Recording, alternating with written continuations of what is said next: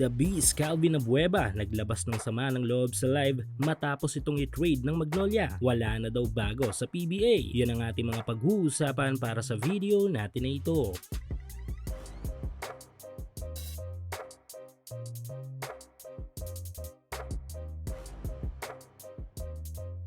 So matagal-tagal na panahon na rin nung gumagawa tayo ng mga trade video sa ating pambansang liga na PBA.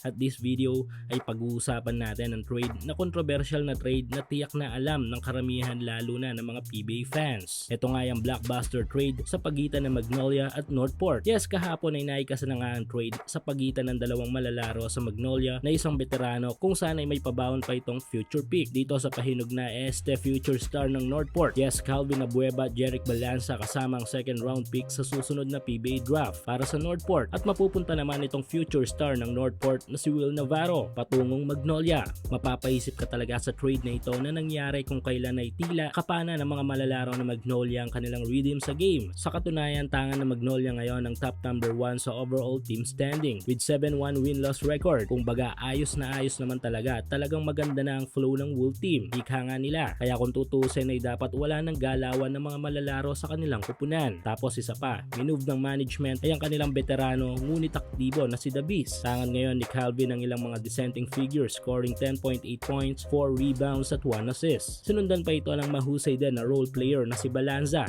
nakaduo ni Calvin sa Magnolia. Kung magbabacktrack tayo sa trade trend na ito ng Magnolia at Northport ay parang may pagkakapareho sa naging trade nila last 10 months kung saan ay future star kapalit ng isang veterano at role player na Magnolia. Yes, remember the Lucero, Halalon, Ratter trade? Kaya naman hindi maiwasan para sa mga fans ng PBA at mga supporters ng Magnolia at Northport ang magtaas ng kilay sa biglaang trade na ito. Pero balibalik ta rin man natin ang mundo ay ang tunay na magbebenepisyo dito ay ang team ng Magnolia kung saan ay isa ngayon ay dalawang future star player na ang nakukuha nila sa Northport. Ongoing pa rin ang up to 6,000 pesos bonus na ipinamimigay ni 1x sa inyong first cash in. Hulaan kung sino ang mananalo sa laro sa PBA, NBA, FIBA o sa kahit anong liga ng basketball sa Asia. At kung tama kay magkakapera ka, kaya i-click lang ang link sa ating comment section at ilagay ang promo code na makikita nyo sa ibaba ng screen. Hindi may kakailang tangan ng husay ng young forward na si Navarro. Fearless at all out every game ang young gun na ito. 2 hanggang 3 season pa ng PBA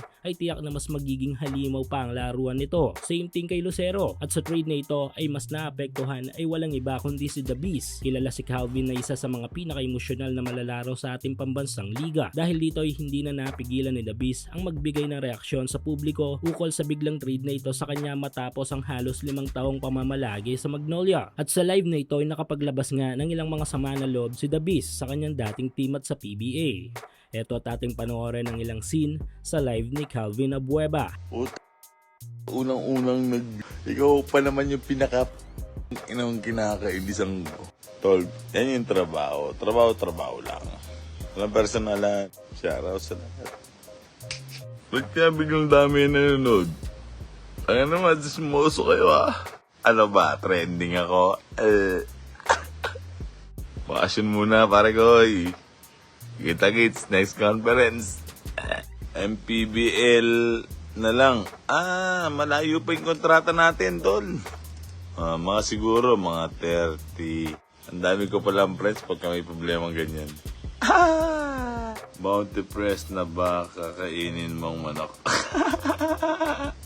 Alam niyo guys, nasa hospital ako kanina.